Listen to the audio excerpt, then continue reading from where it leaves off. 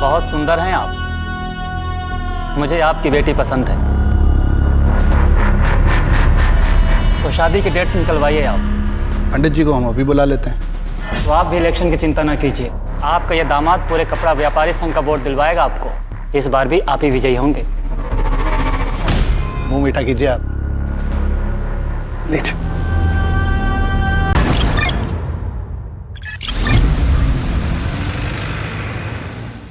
नेहा बेटा आजा, नाश्ता तैयार है। अरे यार माँ, फिर से पोहे बना दिए। कभी आलू वालू का पराठा भी बना दिया करो ना। आज खा ले, कल बना दूंगी। आंगनबाड़ी जाने में देर हो रही है। करुणा दीदी का 2 बार कॉल आ चुका है। ले खा ले। टिफिन तैयार है, ले जाना मत भूलना। मम्मी, वो आपकी शुगर की दवाई खत्म हो गई थी, खरीदी? रे भूल गई। क्या मम्मी आप भी।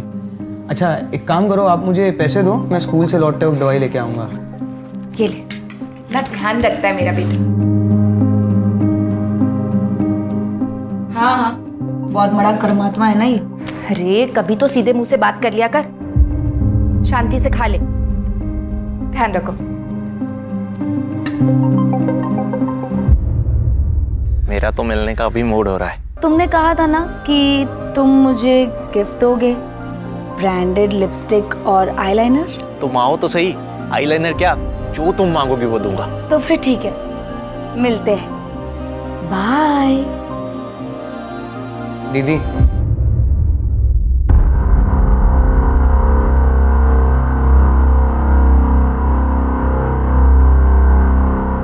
चले? देखिए भैया, पिछली बार तो भाभी की मौत की वजह से सारे सिंपत्ति के वोट्स हमें मिल गए, लेकिन इस बार बड़ी कड़ी टक्कर है। अरे शिखा, स्कूल जा रही हो? जी। अच्छा 1 मिनट रुको। अरे पवन। हाँ साहब जी। शिखा बेटा को स्कूल छोड़ के आओ। चलिए छोटी मालकिन। नहीं चाचा जी, मैं चली जाऊंगी। छोड़ के आओ उसे। चलिए मालकिन।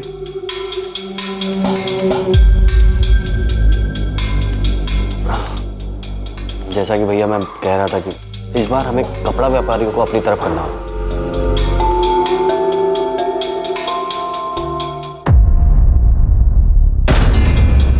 क्योंकि उनके बीच में आपके प्रतिद्वंदी सूबेदार रंजीत की काफी चर्चा हो रही है, जो कि अभी अभी आर्मी से वॉलंटरी रिटायरमेंट लेके आए। लड़ने दो माँ, ये आर्मी की लड़ाई नहीं है,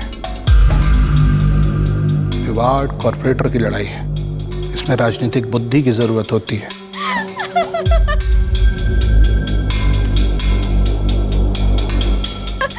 अच्छा चल, मैं रखती हूँ फोन, बाद में बात करूंगी।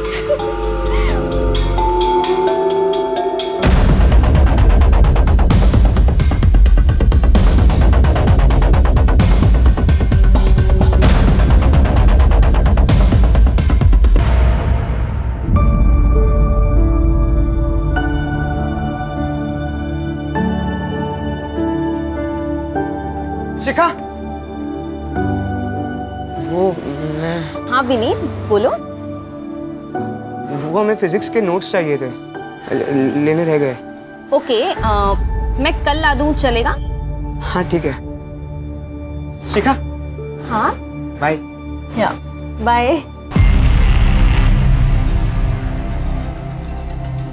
तो बे फट्टू, लड़की पटाएगा तू? अपनी औकात के हिसाब से लड़की पटा, वरना फट जाएगी। जी तू क्या समझा? ओए।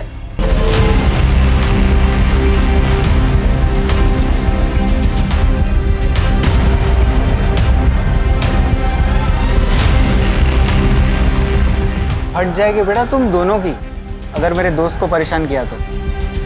मजे की बात बोलूं, जेब नहीं फटेगी, कुछ और फटेगा। चलो निकलो। चल बे।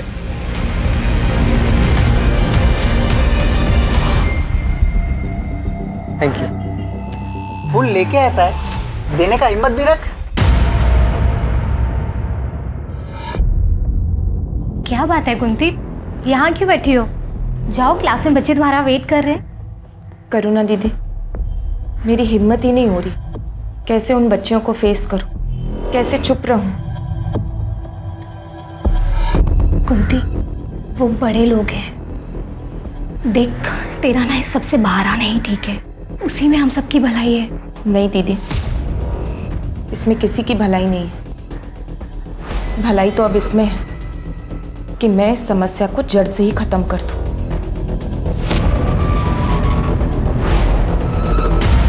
जितने गुलाब तूने प्रपोज करने से पहले वेस्ट किए उससे कम में तो लोग शादी तक पहुंच जाते।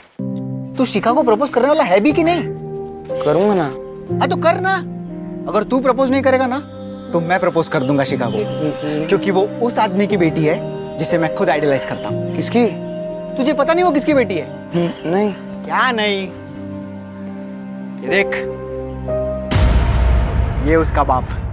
मैं सच बोलूं, मुझे भी इनकी तरह बनना है। ये सब तो ठीक है, ये बाद में करना। अभी पढ़ाई पे फोकस कर, एग्जाम जा रही है। एग्जाम छोड़, मुझे तो पढ़ने का भी मन नहीं है। मुझे तो गैंगस्टर बनना है, गैंगस्टर। तुझे जो करना है कर, मुझे तो अपनी पढ़ाई पूरी करनी है और जॉब ज्वाइन करना है, ताकि मैं अपनी माँ की मदद कर सकूं, जो पूरा घर संभालती है।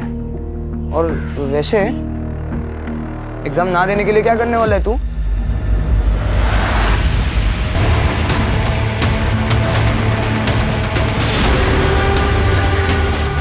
विनीत, तुम ठीक हो ना? सुबह चाचा, वो विशाल ने दुकानदार, उसने दुकानदार। मुझे मालूम है बेटा, तुम्हारी मम्मी ने बताया। चाचा, वो पुलिस वाले मुझे नहीं पकड़ेंगे ना? मैंने कुछ नहीं किया। तुम्हें कुछ भी नहीं होगा। रिलैक्स, रिलैक्स, मैं हूं ना। Come on. कुंती, तू अकेली औरत इतना बड़ा कदम उठाने की कोशिश कर रही है। समझने की कोशिश कर, तेरी जान को खतरा हो सकता है। तेरे पीछे तो किसी का कोई सपोर्ट भी नहीं है। कम से कम तेरा पति होता तो तुझे हिम्मत मिलती। अगर आज वो होते तो जितनी हिम्मत मैं दिखा रही हूं उतनी भी नहीं दिखा पाती। दीदी, मेरे भी 2 बच्चे हैं, मैं चुप नहीं बैठ सकती। मैं जो कर रही हूँ मुझे करने दीजिए। मेरे पास उसके खिलाफ ठोस सबूत है अपनी बात साबित करने के लिए। अब उसे कोई नहीं बचा सकता। कल सुबह तक उसकी सच्चाई सारी दुनिया के सामने आ जाएगी।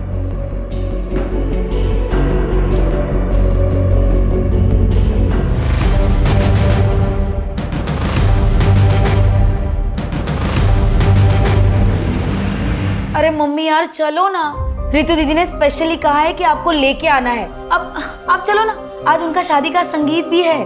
बेटा, मेरी तबीयत कुछ ठीक नहीं लग रही और वैसे भी मुझे कल सुबह जल्दी उठना है। एक जरूरी काम है। जैसे आपकी इच्छा।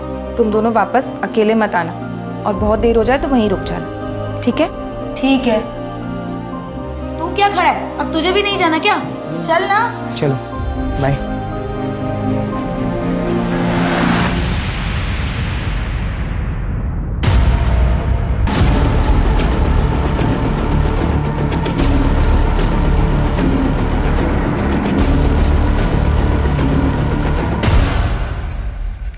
Mummy, mummy, mummy, mummy, mummy.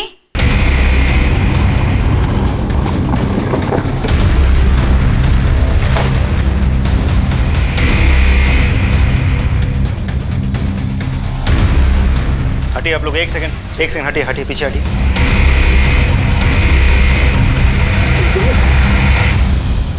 आप लोगों में से सबसे पहले किसने देखा था? हम दोनों ने सर। एक्चुअली सर, कल रात को ना हम शादी के फंक्शन में गए थे और सवेरे जब लौटे तो मम्मी गला रस्सी जैसी किसी चीज से घोटा गया। घर का चप्पा चप्पा छान मारो, देखो कोई मर्डर वेपन है क्या। बैठ।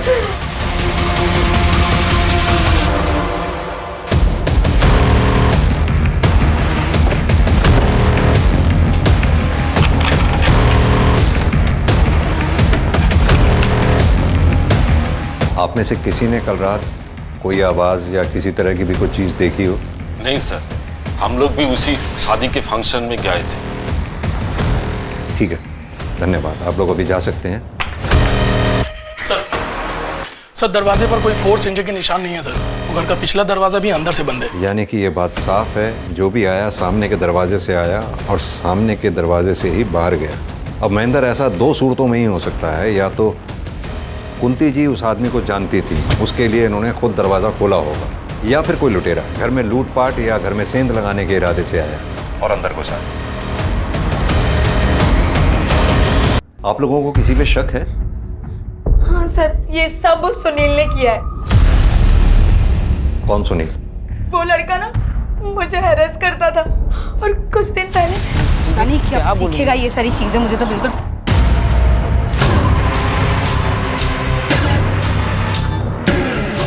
चल। कब तक भागेगी मुझसे? मेरा नंबर ब्लॉक करेगी तू? हाथ छोड़ो मेरा, सबके सामने तमाशा मत बनाओ। चल, अब मेरे सारे गिफ्ट और पैसे निकाल जो मैंने तुझे दिए थे। सर, मुझे तो लगता है कि ये काम इन बच्चों के चाचा संजय का है। वो इस मकान को हथियाने के लिए इन लोगों को अक्सर धमकी देता है। भाभी, एक बात तो है, पिछले 2 साल से जिस तरह अकेले आपने अपने पूरे परिवार को संभाला है, वो मामूली बात नहीं है। अब अगर किसी का पति अपने परिवार को छोड़कर लापता ही हो जाए तो ऐसे हालात में औरत को ही सारी जिम्मेदारियां उठानी पड़ती है। बस वही कर रही हूँ। मैं और मेरा परिवार हमेशा आपका एहसानमंद रहेगा। आप हर कदम पर हमारे साथ खड़े रहते हैं। कैसी बातें कर रही हैं? ये तो मेरा फर्ज था। वाह, गुफ्तगू चालू है। बकवास बंद करो और चले जाओ यहाँ से। चला जाऊंगा, कुछ नहीं है भाभी जी। बस मुझे इतना बता दीजिए कि आप ये घर बेच कब रही हैं और मुझे मेरे शेयर के आधे पैसे कब दे रही हैं? ना तो मैं ये घर बेचने वाली हूँ और ना ही तुम्हें कोई पैसे मिलने वाले हैं। अरे ऐसे कैसे नहीं मिलेगा पैसा? अगर मुझे इस घर में आधा शेयर नहीं मिला ना तो मैं तुझे, तेरे बच्चों को काट डालूंगा। मम्मी क्या हुआ? तू चल बेटा, अंदर चल। कुछ नहीं।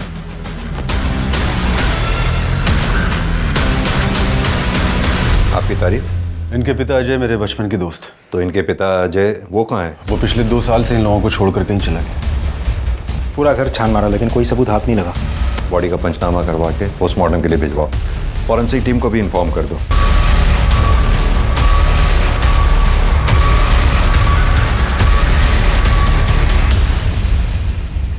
मैंने कुंती भाभी को नहीं मारा सर। ज्यादा भोलेपन का नाटक मत कर, समझा ना? तू नहीं मारा ना उसे? सर मैं मानता हूँ कि मेरी कुंती भाभी से बनती नहीं थी, क्योंकि वो ना सिर्फ मेरे हिस्से पर कुंडली मार के बैठी थी, बल्कि मेरे भाई को भी उसने गायब करवाया था सर, अपने उस आशिक सूबेदार के साथ मिलकर, ताकि उन दोनों का अफेयर चलता रहे। सर वो 1 नंबर की कैरेक्टरलेस औरत थी, अपने साथ साथ अपनी बेटी को भी अपने जैसा बना दिया था। हमारे खानदान की नाक कटवा दी उसने। दूसरों पर इल्जाम लगाकर बात को घुमा मत। सीधी तरह से ये बता, कल रात तू कहाँ था? कितने बजे सर? कल शाम से लेकर रात को तेरे सोने तक तू कहाँ था, क्या कर रहा था, सब बता। सर कल रात को 10 बजे तक तो मैं अपनी दुकान पर ही था, उसके बाद दुकान बंद करके सीधा घर गया। सर, नेहा 1 नंबर की चालू और धोखेबाज लड़की है। पैसों के लिए रिश्ते बनाती है और जब पैसे नहीं होते तो रिलेशन तोड़ देती है। क्या हुआ? पहले मेरी लिपस्टिक और आईलाइनर। अरे हाँ, ये लो।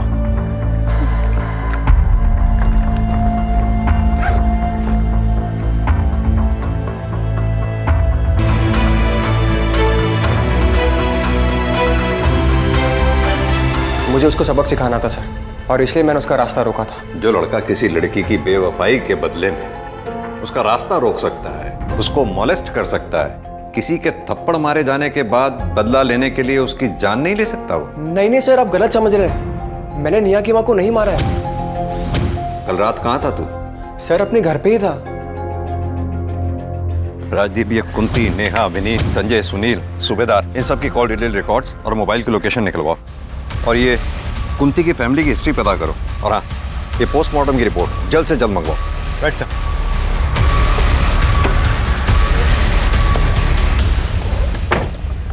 सर कुंती की पोस्टमार्टम रिपोर्ट आ गई है सर। सर रिपोर्ट के हिसाब से कुंती की मौत 16 अक्टूबर को रात 11 से 12 बजे के बीच में दम घुटने से हुई है। एक बात और सर, कुंती की बेटी नेहा का फोन आया था। मम्मी की डेड बॉडी पर मंगलसूत्र तो था ही नहीं, मंगलसूत्र गायब है सर। कातिल ने सिर्फ मंगलसूत्र चोरी किया, इस बात के पीछे क्या राज हो सकता है? सर, सभी के कॉल डिटेल्स और लोकेशन डिटेल्स आ गए हैं। इसके हिसाब से हादसे के वक्त नेहा और विनीत शादी के फंक्शन वाले एरिया में थे, लेकिन सुनील, संजय और सुबेदार ये तीनों अपने अपने घर वाले एरिया में थे। राजदीप, आजकल इन मोबाइल लोकेशन की रिपोर्ट्स पर भरोसा नहीं किया जा सकता। क्रिमिनल बहुत स्मार्ट हो गए हैं। उन्हें पता है पुलिस सबसे पहले कॉल डिटेल रिकॉर्ड्स और उनके मोबाइल की लोकेशन खंगालेगी, इसलिए वो जो भी क्राइम अटेम्प्ट करते हैं उसके अकॉर्डिंगली ही प्लान करते हैं। कुंती की फैमिली की हिस्ट्री के बारे में कुछ पता चला? कुंती का पति अजय आज से 2 साल पहले अचानक रहस्यमय तरीके से गायब हो गया था। उसके बाद से लेकर आज तक वो कहाँ है किसी को कुछ नहीं पता। क्या कुंती के परिवार वालों ने अजय के मिसिंग होने की कंप्लेंट लिखवाई थी? कंप्लेंट लिखवाई थी सर, इन्वेस्टिगेशन शुरू भी हुई थी, लेकिन उसके बाद किसी को कुछ पता नहीं चला। अच्छा, ये कुंती के बच्चों के बारे में कुछ पता चला? लोगों का कहना है कि विनीत बहुत ही पढ़ाकू और डरपोक टाइप का लड़का है, जबकि कॉल रिकॉर्ड्स के मुताबिक नेहा करीब आधे दर्जन लड़कों के साथ ऑड आवर्स में बात करती है। इसका मतलब क्या सुनील जो बोल रहा था वो सच है? सर कहीं ऐसा तो नहीं है कि कातिल नेहा को मारने के लिए आया हो, और चूंकि नेहा घर पर नहीं थी तो उसका सामना नेहा की माँ कुंती से हो गया। नेहा से बात करते हैं। हेलो, अच्छा ठीक है, thank you sir. Cyber cell से कॉल था। उन लोगों का कहना है कि कुंती की मोबाइल गैलरी पूरी तरह से डिलीटेड है। किसी ने पूरा फोल्डर ही डिलीट कर दिया होगा। ऐसा क्या था उस फोन की गैलरी जो किसी ने पूरा का पूरा फोल्डर ही डिलीट कर दिया? नहीं सर, ना तो मुझे ये पता है कि फ़ोन की गैलरी में कुछ था या नहीं, ना तो मुझे ये पता है कि ऐसा कौन कर सकता है। हाँ, मम्मी का फ़ोन कभी लॉक नहीं रहता था, तो कोई भी कर सकता है ना। हमने तुम्हारे कॉल डिटेल रिकॉर्ड्स निकलवाए तो उसमें पाया बहुत से लड़कों के नंबर हैं उसमें, जिनसे तुम्हारी ऑड आवर्स में बहुत लंबी लंबी बातें होती हैं। क्या मैं जान सकता हूँ उन लड़कों से क्या रिश्ता है तुम्हारा? ये सच है कि मैं लड़कों से बातें करती थी, उनसे मिलने भी जाती थी, पर वो इसलिए क्योंकि वो लोग मुझे मेरी लाइफस्टाइल जीने में मदद करते थे। पर मेरे पुराने रिलेशनशिप या अभी के रिलेशनशिप में सिर्फ सुनील ही है परिवार को नुकसान पहुंचा सकता है। और कौन ऐसा हो सकता है जो इस काम को अंजाम दे सकता है? हाँ सर, एक लड़का है, विनीत का क्लासमेट विशाल। वो 3 दिन पहले आया था।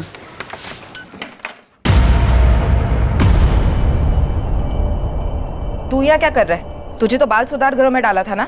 भाग के आ गया। विनीत कहाँ है? मुझे मिलना है उससे। क्यों मिलना है विनीत से? अपने जैसा बनाना है क्या?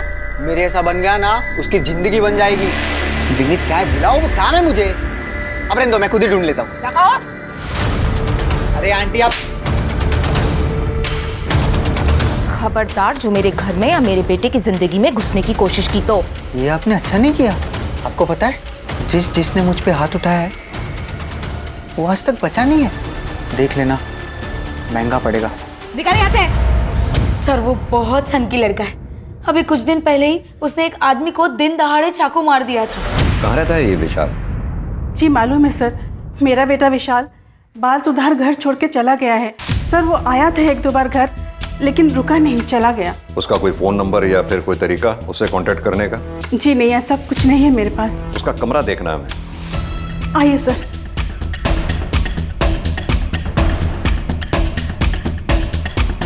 राजीव, चेक करो। आप भी वहां उस अलमारी में देखो।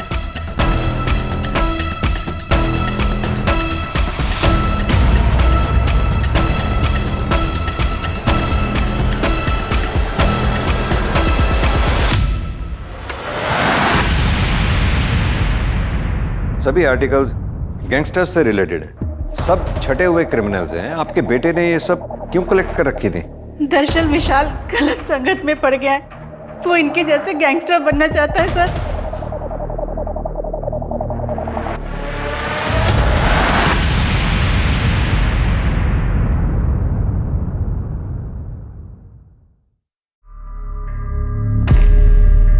ले ले ले ले ले ले मिला मुन्ना लोला है। अब ना तो मम्मा बॉय की मम्मा है और ना ही विशाल पापा। अब कौन ख्याल रखेगा रे तेरा? बोल कौन कौन कौन कौन कौन बचाएगा तुझे हम दोनों से? बचाएगा तुझे हम दोनों से। क्या कह रहे तुम लोग? निकलो तुम लोग।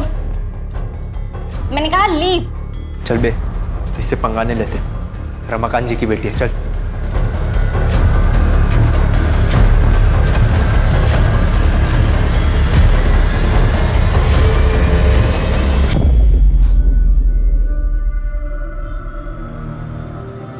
ठीक हो तुम? थैंक यू मुझे बचाने के लिए। तुम्हें कुछ पता चला कि विशाल कहाँ है? मेरी लाइफ में सिर्फ 2 लोग थे, मेरी माँ और विशाल, जो मुझे हर मुसीबत से बचाते थे, मेरे साथ हर बार रहते थे। आज मेरे पास उन दोनों में से कोई भी नहीं है। पुलिस ये बोल रही है कि विशाल ने मेरी माँ को। तुम हिम्मत रखो, धीरे धीरे सब ठीक हो जाएगा। एक दिन सच भी सामने आएगा।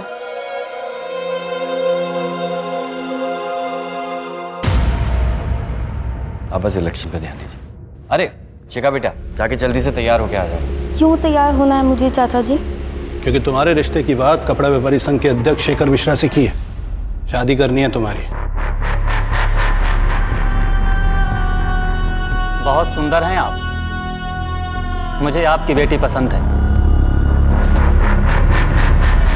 तो शादी की डेट्स निकलवाइए आप। पंडित जी को हम अभी बुला लेते हैं। तो आप भी इलेक्शन की चिंता न कीजिए, आपका यह दामाद पूरे कपड़ा व्यापारी संघ का वोट दिलवाएगा आपको। इस बार भी आप ही विजयी होंगे। मुंह मीठा कीजिए आप। लेट।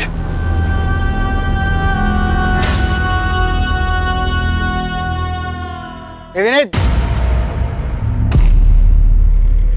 क्या रे, दोस्त की आदत नहीं आती क्या?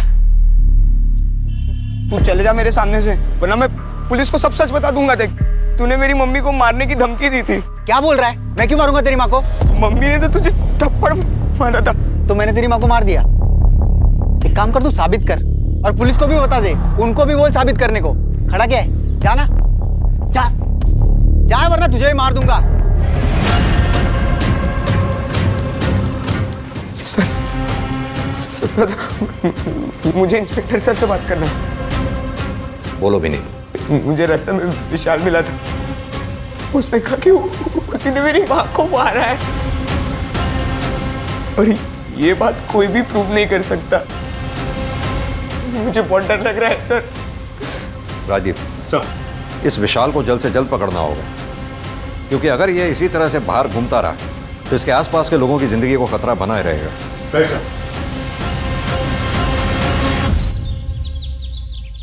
सर, कुंती के फोन गैलरी का डेटा जो डिलीट कर दिया गया था, उसको साइबर सेल ने रिट्रीव कर लिया सर। उसकी गैलरी में बहुत ही शॉकिंग वीडियो मिला है सर। सर, ये तो वार्ड काउंसिलर रमाकांत का भाई उमाकांत है। ये तो कोई बच्चों के पढ़ने जैसी जगह लग रही है। मतलब जैसे स्कूल या आंगनवाड़ी टाइप।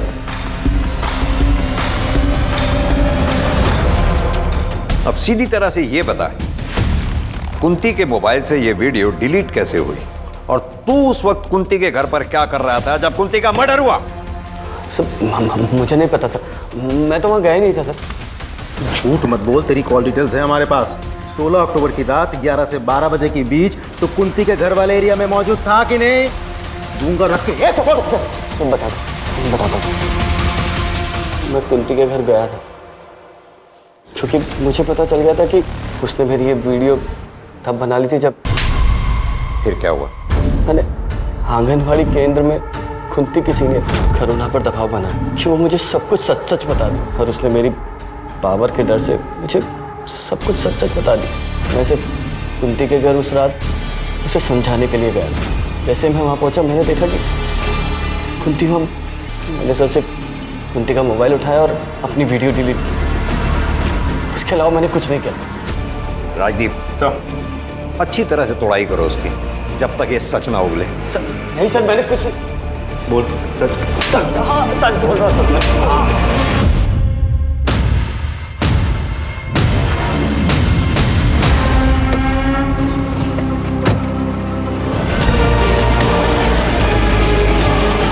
क्या हुआ रमाकांत जी को, रुक क्यों गए? लेकिन दिनेश, एक बात समझ में नहीं आई मुझे। आखिर ये कातिल इस गाड़ी में घुसा तो घुसा कैसे? क्योंकि ना तो रमाकांत किसी के साथ आया था, और ना इस गाड़ी में कहीं कोई भी फोर्स एंट्री के निशान है। तुमने सीसीटीवी फुटेज चेक किया? सीसीटीवी गेट की दूसरी तरफ दूसरे एंगल पर है। मैंने चेक किया तो मुझे उसमें कुछ दिखाई नहीं दिया, ये गाड़ी भी नहीं दिखी। बट सर, मुझे एक बात समझ नहीं आ रही, आखिर रमाकांत जी यहाँ अकेले आए क्यों थे? तुमको किसी पे शक है? सर शक नहीं, पूरा यकीन है। ये जरूर उस राघव ने किया होगा। ये राघव कौन है? तो भैया की पहली पत्नी का भाई। अभी वो कुछ ही दिन पहले घर पर आया था।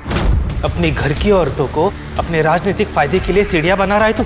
पिछले इलेक्शन में तूने मेरी बहन को मार दिया, फिर पब्लिक सिंपैथी के लिए झूठ मूठ के आंसू बहाए और जीत गया, और इस बार उसी राजनीतिक फायदे के लिए तू मेरी नाबालिग भांजी की जबरदस्ती शादी करवा रहा है। ये मैं कतई होने नहीं दूंगा, फिर इसके लिए चाहे मुझे तेरी जान क्यों न लेनी पड़े।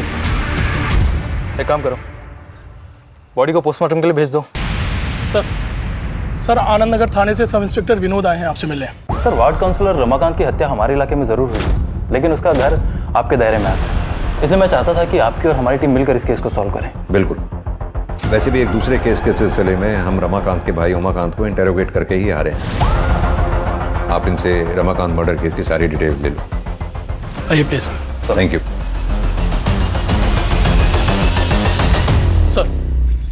सर रमाकांत मर्डर केस में जितने भी सस्पेक्ट्स हैं सभी के सीडीआर क्लीन लग रहे हैं सर, सिवाय उसके बीवी कोमल के। कोमल किसी अरुण नाम के आदमी से देर रात तक लंबी लंबी बातें करती है सर। सिर्फ मेरी हंसने की आवाज बाहर जाने की वजह से उसने मुझे इतना मारा। अरुण, अब मुझसे और बर्दाश्त नहीं होगा, तुम कुछ करो नहीं तो मैं मर जाऊंगी। कोमल, कुछ नहीं होने दूंगा मैं तुमको, मैं बाहर निकालूंगा तुमको। हाँ, चाहे उसके लिए मुझे अगर तुम्हारे पति का मर्डर भी करना पड़ा ना, तो उससे भी नहीं हिचकिचाऊंगा मैं। तुम बस थोड़ा सब्र रखो।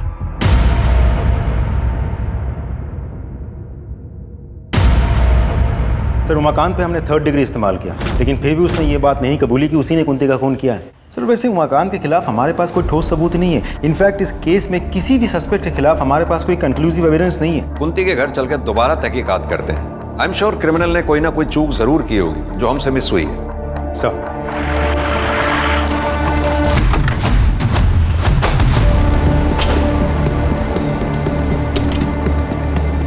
ताला लगा हुआ है। राजदीप सर, दोनों बच्चों को फोन करके बुलाओ और ये ताला खुलवाओ। Right sir. आप लोग भी अच्छी तरह से आसपास चेक करो, देखो कुछ मिलता है क्या।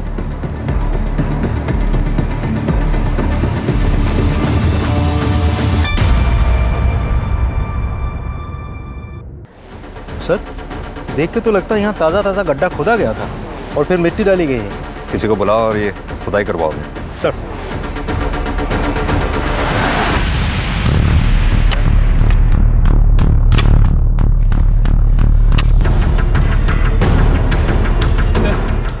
ये कंकाल पक्का अजय भाई की है। आप इतना दावे के साथ कैसे कह सकते हैं ये कंकाल आपके भाई की? अंगूठी की वजह से सर। इस कंकाल को यहाँ गाड़ा किसने होगा? कंकाल को फॉरेंसिक जांच के लिए भेजो। उनसे कहो कंकाल का डीएनए बच्चों के डीएनए से मैच करके देखें। Right sir. सर, कुंती के घर के आंगन से हमें जो स्केलेटन मिला था वो अजय का ही है। इसे करीब 2 साल पहले जमीन में गाड़ दिया गया था। सर पे चोट के निशान मिले हैं, जैसे कि कोई रॉड या किसी मजबूत चीज से मारा गया हो। सर, इससे यही बात साबित होती है कि 2 साल पहले वो गायब नहीं हुआ था, उसे मारा गया था। लेकिन राजदीप, उस अजय को मारा किसने होगा? किसने उसे मारकर जमीन में गाड़ा होगा? सर, हमने उस अरुण को हिरासत में ले लिया है। विनोद, एक बात बताओ सर, क्या तुमने रमाकांत की गाड़ी का फॉरेंसिक टेस्ट कराया था? कराया था ना सर। क्या आया था उसमें? सर, उसमें कुछ फिंगरप्रिंट्स मिले हैं और ये भी पता चला है कि कोई गाड़ी की चाबी यूज़ करके गाड़ी में घुसा था, क्योंकि सर गाड़ी के अंदर कोई फोर्स एंट्री के निशान नहीं मिले हैं। हाँ, तो ये भी तो हो सकता है कि किलर जब गाड़ी में घुसा तो गाड़ी अनलॉक थी, या फिर दूसरी पॉसिबिलिटी ये है कि किलर के पास गाड़ी की डुप्लीकेट चाबी थी। अब सवाल ये उठता है कि डुप्लीकेट चाबी बनवाई किसने? सर ये देखिए, हम सबकी बातें करते रहे, ये कैसे हमारे दिमाग से छूट गया? विनोद, एक काम करो सर, अपने एरिया में जितने भी डुप्लीकेट चाबी बनाने वाले हैं सबसे कांटेक्ट करो, अपने खबरियों को एक्टिवेट करो। Sir. Excuse me sir. Hello, क्या? ठीक है, हम पहुंच रहे हैं।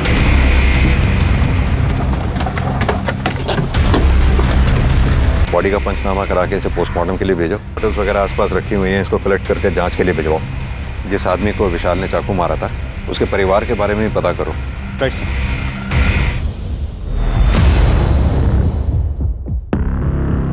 सर ये देखिए क्या मिला है सर। हाँ सर, मैंने डुप्लीकेट चाबी बनाई थी लेकिन उसका नाम नहीं पता।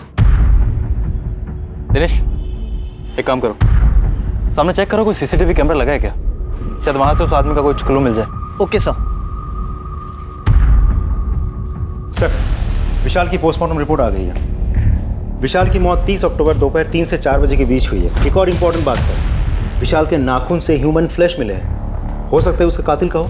सर क्राइम सीन पे मिले फिंगरप्रिंट्स और एविडेंसेज की फॉरेंसिक रिपोर्ट आ गई है सर। ये रही सर। रिपोर्ट के हिसाब से विशाल के क्राइम सीन पे जो फिंगरप्रिंट्स मिले थे वो रमाकांत की गाड़ी के 1 सेट ऑफ फिंगरप्रिंट से मैच कर रहे हैं सर।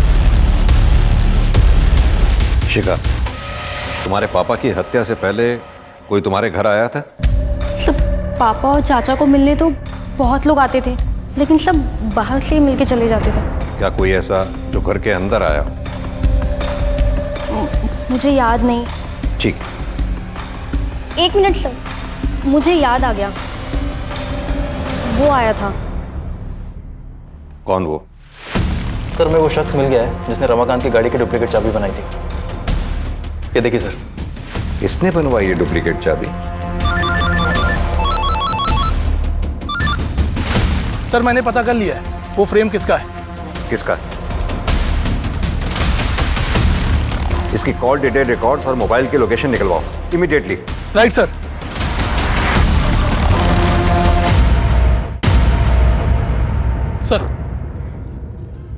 सर इसके सीडीआर के हिसाब से कुंती की मौत के 3 दिन बाद सर ये नेहरू नगर के गली नंबर 10 में गया था। अच्छे से उस एरिया को चेक करो। सर। Right sir.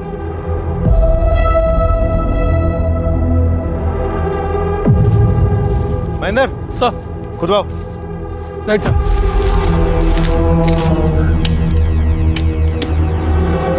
सर अब तो हमारे पास उसके खिलाफ सारे एविडेंस हैं।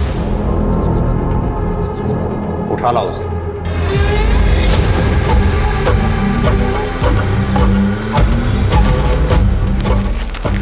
पहचाना इसे? ये हमें विशाल की डेड बॉडी के पास मिला और जिस दुकान से तुमने इसे बनवाया था उस दुकानदार से भी हमने ये वेरीफाई कर लिया।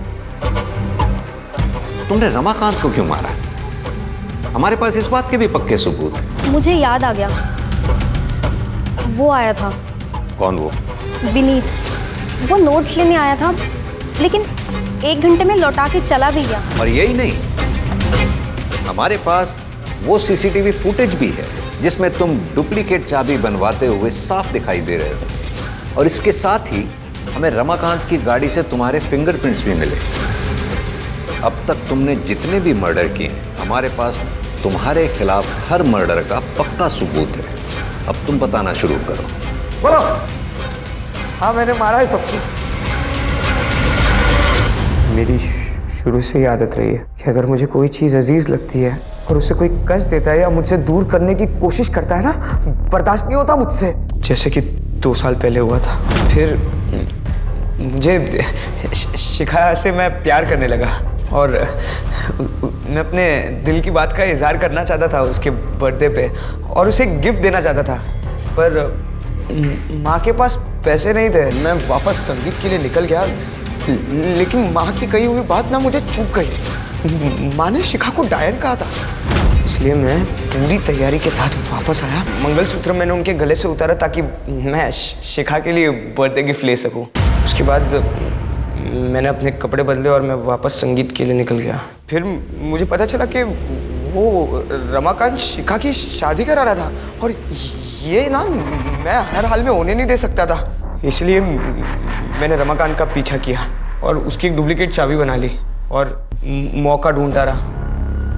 एक दिन वो विधायक के वहाँ गया। मैंने चुपके से उसकी गाड़ी में एंट्री मारी और मैं उसकी राह ताकते रहा। लेकिन विशाल को क्यों मारा?